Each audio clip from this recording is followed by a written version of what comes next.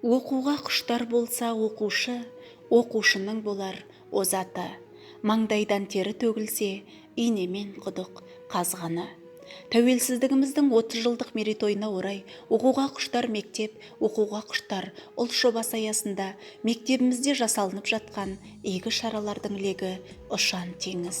Солардың бірі ел тарихы ұлттық құндылық деп аталатын кітапханалық танымдық сағатына 6Ә, 6Б, 6В топтары белгіленген уақытпен келіп, өз таным көкжиектерін кеңейткен болатын. Ұлттық құндылығымызды дәріптеу ұрпақ алдындағы ұлы міндет екендігін ескере отырып, игі шарамыздан қысқаша бейнебаянды назарларыңызға ұсынамыз.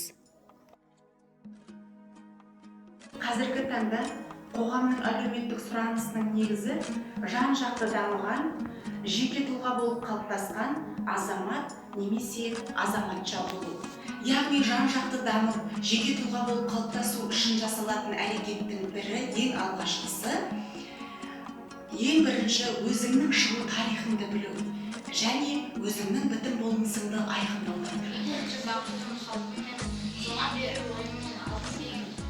Ол бар болса, мен бармын, ол болмайды. Қымбат бірақ